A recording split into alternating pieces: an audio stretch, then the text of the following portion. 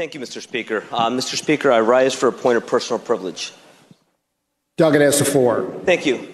Mr. Speaker, the term the Virginia Way has been used many times over the last 4 years related to numerous portions of Medicaid solutions.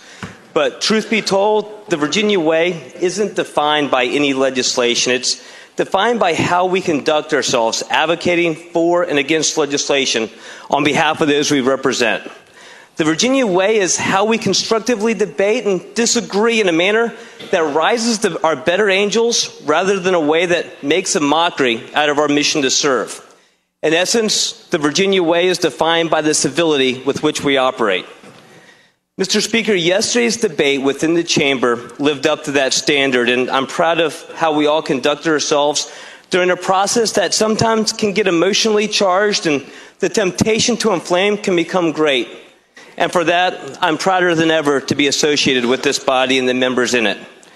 However, the same can't be said for a certain political demagogue who stood on the Capitol grounds, hawking his candidacy and hurling personal insults at members of this body armed with toilet paper. Although, probably a useful item to have close for that political rhetoric he was throwing around. Mr. Speaker,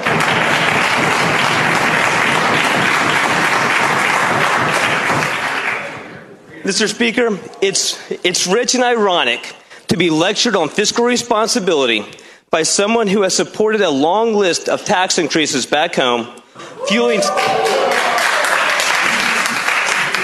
spending growth that would make a real conservative blush, and who happily switches positions for the opportunity to raise dollars for his various political campaigns.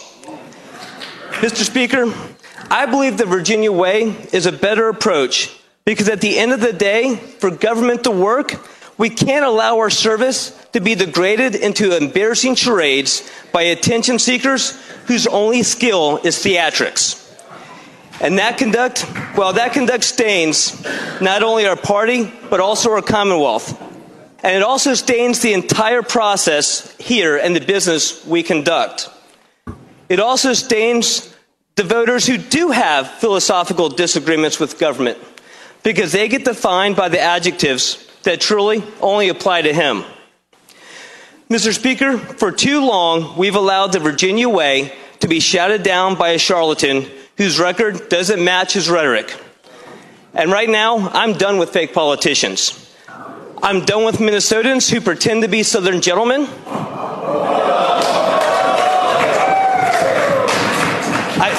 I'm done with phonies who think they're Donald Trump because they can tweet.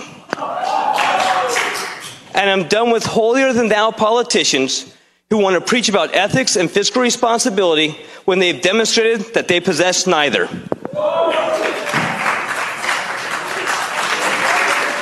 All right, there is Glenn Davis's speech on the floor of the House of Delegates on Friday, and he is joining us now. House of Delegates member, Republican from Virginia Beach, Glenn Davis. Hey, Glenn, good to have you with us. Good morning, John. Thanks for having me on.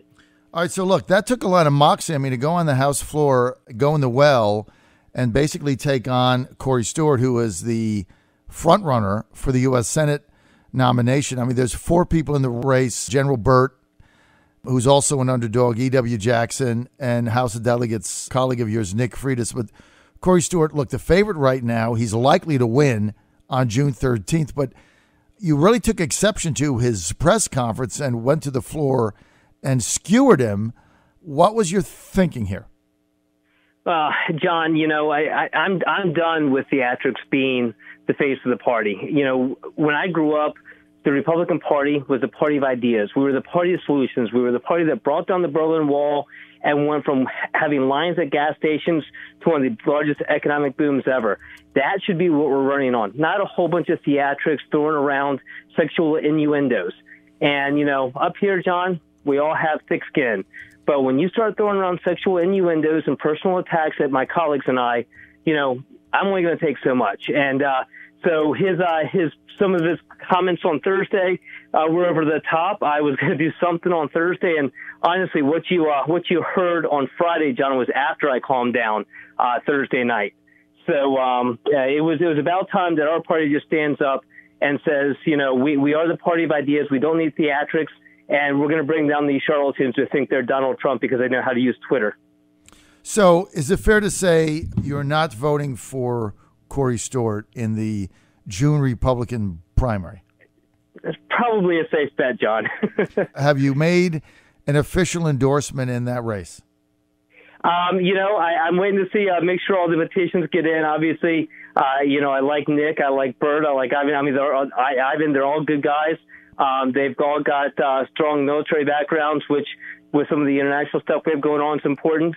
But I'm waiting to make sure that, to see who actually ends up on the ballot.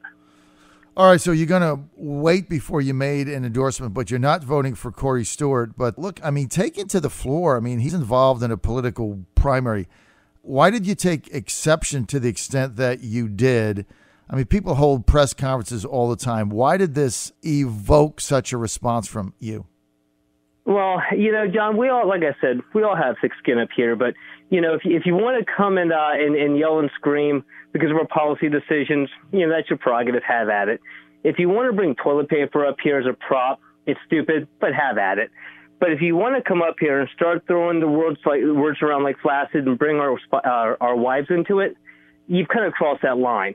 And that's what really just set me off. It's, there's a line of route, trying to rile up the base. And then there's crossing that line and going into that, into the personal attacks and really taking an issue, John, that deals with helping those least able to help themselves, those, in poverty, and taking that whole issue and bringing it down into the gutter with some of the stuff he was saying. And that's what I take exception to. If you want to come and attack us and bring toilet paper, it's stupid, but have at it. But we need to get away from some of the things that he's been doing. We're not going to win with theatrics, and neither should we be winning with theatrics. Well, look, I think you're right. I think the press conference, Corey can do what he wants. It's a free country, and he's running a campaign, and he can come where it's open space. I was a little taken aback by it because, I back your plan. I back the budget. And I fully endorse the Medicaid expansion because, this is to help people that are hardworking. The people that Medicaid expansion helps is not welfare people or people that don't want to work or things of that nature. This is people that are working. In a lot of cases, both of the parents will work. They've got children, and they simply don't make enough money to buy health insurance because they're trying to feed their family and keep a roof over their head. And if Obamacare has priced them out so they can't buy it and they can't qualify for Medicaid or the Affordable Care Act subsidies, the Obamacare subsidies, because they make too much money. So they're kind of working hard, falling in the gap. And one of the reasons I backed it, Glenn, quite frankly, is I was the chairman of the Trump campaign in Virginia, co-chair before that. And these are Trump voters, the people that are benefiting from expanding Medicaid to allow them to bridge the gap until they get to the next economic level where they can buy their own insurance or get a job that provides it. 85-90% of these people voted for Trump. So, Yeah. It defies me. It defies logic as to why you would call this a handout when it really isn't. And the other thing that got me here, Glenn, is that, and I'll just say it again because I got to keep saying it. Yeah. If it's good enough for Mike Pence in Indiana, who's the vice president now, if it's good enough for him, and it's good enough for one of the most conservative governors in America, Matt Blevins of Kentucky, who challenged Mitch McConnell, right? If it's good enough for Matt Blevins in Kentucky and it's good enough for Vice President Pence in Indiana, it's damn well good enough for me in Virginia. That's the thing that I can't understand. I agree, John. This is us still cleaning up Obama's mess. You're right. A lot of these people were people that had insurance until Obamacare. And when the ACA hit, and the big part of it was that, it was mandated that states would bring this new population into their Medicaid system. And that got ruled unconstitutional. And instead of the president stepping back and saying, oh, my God, we're going to leave this huge group of people uninsured now, let's revisit this, he marched forward. He knew what he was doing. He screwed all these individuals. And now it's left to the states to clean up that mess. And we're doing it the best way possible. And the great thing, John, is we're putting in principles that, you're right, have made a difference in other states. There's a cost share on the premiums. Tell me in the past where there's been a cost share on premiums in Medicaid. There's work requirements. Typically, you always see work requirements in welfare, not in Medicaid, but now we have them in Medicaid. You know, it's those types of things that make a difference. It's an automatic shutoff valve. If the federal government should stop covering its 90% at any time, this program doesn't come up for a vote to stop. It stops. So we've taken the best that we're able to, given the climate we've got, and with what President Obama left us with, to cover this group. And, you know, it's like I said, John, you know, being a Republican isn't about theatrics. It's about ideas. It's about solutions. And if Corey has any of those, God bless him. He's got my number. Give me a call. But, you know, if he just wants to throw around toilet paper, I've got better things to do. Seems like the toilet paper really got under your guy's skin. When you talk about him attacking people personally, like give us, those that didn't hear his speech, just give us a couple of examples of what you thought were personal attacks by Corey Stewart that were over the top, Glenn Davis. Well, the biggest one, John, and I don't like repeating it, but the biggest one was when he called the Republicans that voted for the plan flaccid. And when inquired as to what he meant, he said, "Well, I mean, I feel sorry for their wives." And you know, at that point, you've crossed a line. I don't care who you are, Republican, Democrat, Independent. We all think that crosses the line, and that's what gives, you know, the way we do business such a bad name. People, I serve with 100 people or 99 other people in the House of Delegates. There's a lot of them I don't agree with. But we all are trying to make this place a better place for those around us and those we serve. And to go up there and start throwing things around like that just clearly crossed the line. And it causes, you know, a complete misunderstanding and misinterpretation and takes the eye off the ball of what we really do up here. And that's my biggest issue. And honestly, it also gives Trump a bad name, which is really starting to annoy me, too, because as you know, John, better than anyone, I mean, I've never met the man, and hopefully one day I'll have the opportunity, but you've been up there quite a bit. Donald Trump is not about Twitter. You want to know the difference between Corey Stewart and Donald Trump? Yeah, they both can get attention on Twitter, but Donald Trump is full of solutions. You look at his tax plan, and you have, and you tell me, you know, where that is not a good bill, because I'll tell you, I mean, you've heard me talk about all the people that have impacted, all the good stuff that's come out, those that barely make enough to pay taxes, as well as a small business owner. It's a good plan. You see him finding ways to send down transportation dollars with less strings attached, which had never been done before. You have him going at the gun issue right now, you know, and he's full of ideas. He comes forward with solutions. It's not just a Twitter bot, which is what Corey's turned into. How many Republicans voted for the Medicaid expansion budget this week? 20, right?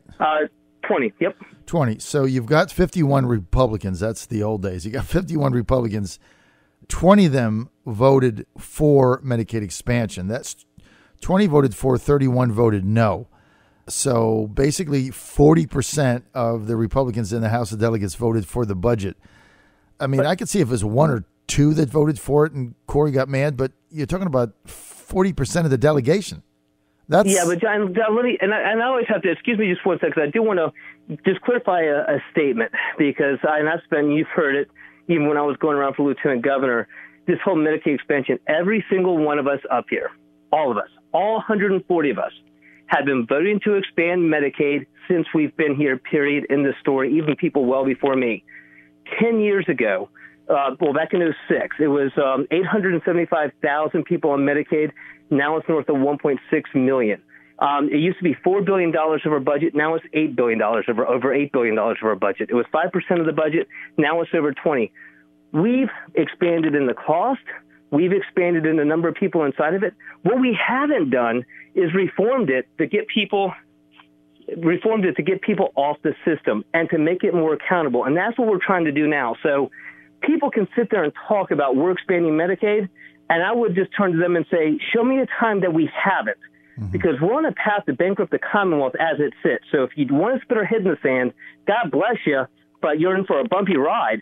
But if you've got real solutions on how we can change the system and reform the system, then let's sit at the table, because we need to make sure we get some good conservative changes in there.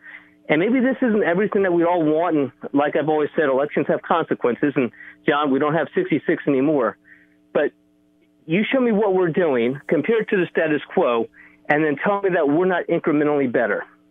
Well, it has expanded. There's no question about it. Look, I'm in favor of what you guys did, but it's, going to the floor and doing what you did. I don't think I've ever seen this before, and it took a lot of moxie. We're going to have Corey Stewart respond to what you just said, end your speech on the floor. Keep it all right here. We want to thank Glenn Davis for being with us. Glenn Davis, Republican House of Delegates member in Virginia Beach, taking to the well on Friday and absolutely blasting Prince William, Chairman of the Supervisors, and Senate Republican candidate Corey Stewart for his press conference on Thursday. Glenn Davis. Now, Glenn, does this stop or do you go on with this? I mean, where are you going with this? Well, I mean, John, I hope that it kind of puts Corey on notice. I mean, I for one, am not going to ever sit down and take this or allow my colleagues to continue to get hit with this type of theatrics. We're done. There comes a time when we need to take back the brand of the party and not let it get hijacked by people who want to turn it into a circus. So I'm about saving the Republican Party, bringing it back to the party of Reagan when it was about ideas. And I'm, thrilled to join with anyone else that wants to jump on that bandwagon and start standing up and making statements and making sure that, once again, we control the brand of the party with ideas and not just, something that honestly probably should be on, some type of reality show. All right, that's going to be it. Glenn Davis, House of Delegates member, Republican, Virginia Beach, taking Corey Stewart on heads on. No one else would. I thought Nick Freitas might do something. He's said nothing. E.W. Jackson, nothing. Crickets. General Burt, I can't even get him to come on my radio show. Everybody else, crickets out there, except Glenn Davis, speaking his mind as always. Glenn, thanks for being with us. Appreciate John, you. thank you as always. More information, glennrdavis.com.